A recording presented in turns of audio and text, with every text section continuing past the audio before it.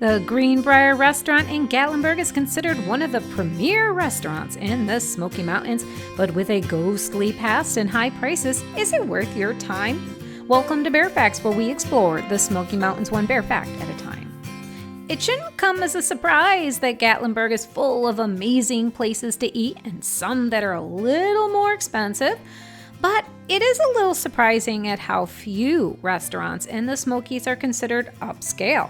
Considering the volume of people who are moving through the cities of the Smoky Mountains, there are actually very, very few restaurants where making a reservation or dressing up are even found.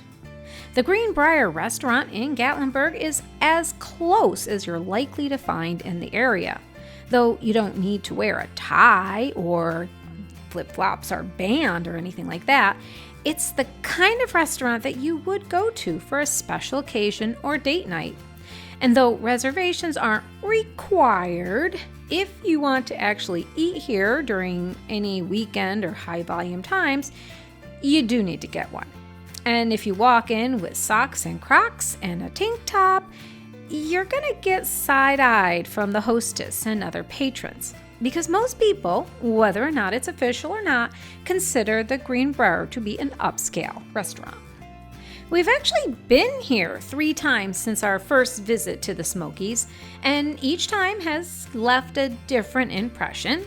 And not all was great, but we've had some truly good food here as well. And this is the reason I've held off on making this video. I just don't know what to say about that. So let's start with some basic facts and tell you more about the actual Greenbrier and let you come to your own conclusion. The Greenbrier Restaurant is in Gatlinburg, just a few feet from the border of the Great Smoky Mountain National Park and just off of 321. It's actually pretty close to the entrance to Roaring Forks Motor Nature Trail and 5 miles from the Greenbrier campgrounds and trails. From where the restaurant is situated, it feels remote and isolated. Once you turn the bend on the road leading up to the restaurant, it's the only building to be seen in the forest of trees surrounding the property. The Greenbrier Restaurant in Gatlinburg occupies a beautifully maintained log building that was originally constructed in 1939. Initially, it was known as the Greenbrier Lodge. It served as a cozy retreat for hunters, travelers, and vacationers seeking lodging in the Smoky Mountains. In 1980, Dean and Barbara Haddon purchased the lodge and converted it into the Greenbrier Restaurant. While they wanted to maintain the structural integrity of the building, they also kept with its original character. The owner's focus was now, however, on fine dining, and it is no longer a lodge. The restaurant is still in the Haddon family, and they have maintained and preserved its historic legacy. But the building is reported to still be occupied by one of its former residents. As the tale goes, when the building was operated as the Greenbrier Lodge in 1940s, a young bride-to-be named Lydia was heartbroken when her fiancé failed to show up for their church wedding. Clad in her wedding dress, she returned to the lodge and, overcome with despair, hung herself from the rafters on the second-floor landing. There have been many reports of diners or staff members reported seeing a small, sad figure lingering near the staircase where Lydia died. Cold spots, rattling menus, and items mysteriously falling off shelves are commonly attributed to her restless spirit. Now, I love a good ghost story just as much as the next person, but this is called Bear Facts, so I can only say that the fact is that people report seeing the restless spirit, and I've not had any personal encounters myself. But unless you do a little deep dive into the Greenbrier, you would never know about Lydia. The restaurant has chosen to keep the ghost story on the download and doesn't advertise.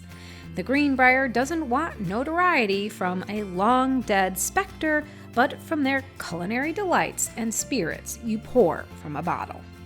Unfortunately, or fortunately, I didn't see Lydia's spirit when dining, but maybe someone in the comments has a story to tell. We'd love to hear about them. All ghosts aside, when you first look at the restaurant itself, it's very unassuming. In fact, you really can't see much of it at all from the parking area. When you walk up to the entrance, you will notice a fire pit and seating area. This is a direct connection into the restaurant over by the bar, the Walkers Union, which was recently added to the property. Most people will enter the restaurant, though, through the main door. Here, you'll be greeted by a hostess and escorted to your seat. Behind the hostess station is a staircase that leads up to the upper dining area. I did sneak a peek up there and looked around for Lydia, but she did not come out. This upper area of the restaurant can accommodate larger parties and events and is often closed down when we have gone.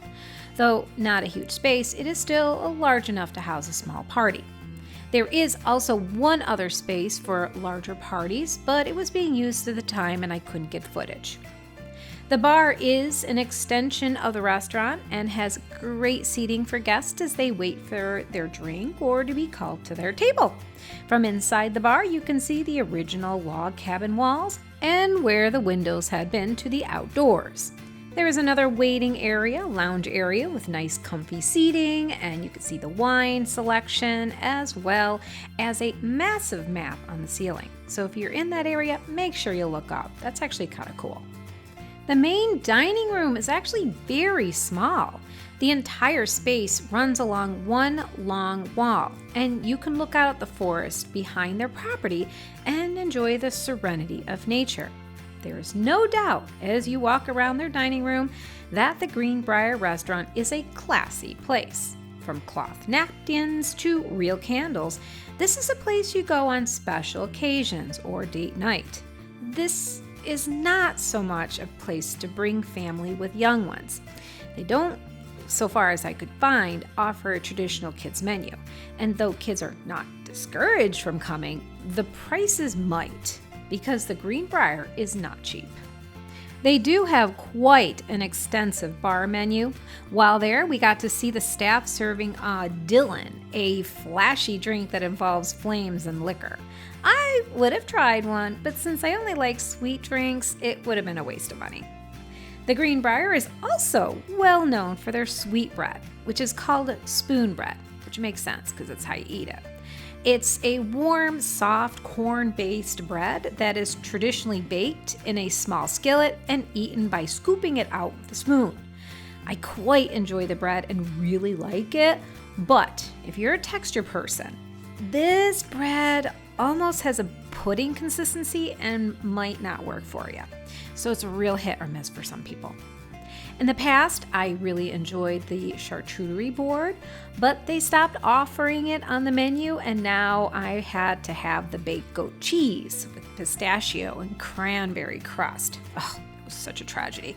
Actually, no, it was quite delicious. I enjoyed it. It came with a naan bread, which, like I said, yummy.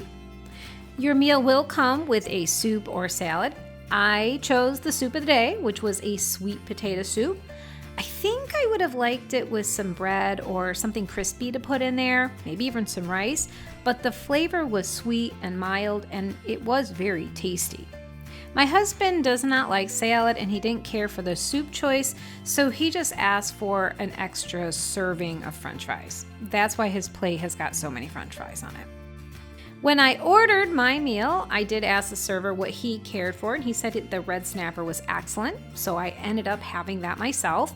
They pan-seared the snapper with its skin, so the crispy and the flavor was still in the skin, which, if you ask me, I would have preferred they put the seasoning on top and not on the skin. But maybe that's how they have to cook it so that it doesn't burn the fish when they're cooking. I don't cook, so I don't know. They also had the roasted asparagus with that meal. My husband ended up getting the New York strip. We actually have had their steak in the past and had excellent cuts before, but we've had times where it wasn't quite cooked to our liking. Now, I like my steak still walking, but my husband is a little bit more fussy and prefers it long dead. So even though he got it the way he asked, which was medium, he did end up asking them to take it back and recook it, which they had no problem doing. We were very tempted by the desserts, but I was stuffed and had no more room. And that should tell you something, because, if you leave a restaurant hungry, they did something wrong. Personally, I really enjoyed our last visit, so I don't have anything negative to say about that. However, on the way out, I did try to get a chance to talk to Lydia and let her know that we had an excellent visit. She didn't decide to come out and say farewell, so if any of you see her, let us know. After listening to our experience, you might now understand why I'm reluctant to say this is a fantastic place for everyone to come and visit. If you have children or picky eaters, like my husband, the food here might not suit you. The menu is designed to change things up, and the chef likes to experiment a little bit with the flavors. So this place really will not suit people who are picky eaters. The other thing is price. And though it's not that far from prices of other places in Gatlinburg, it still cost just me and my husband $200 to eat there, and we didn't get alcohol or desserts.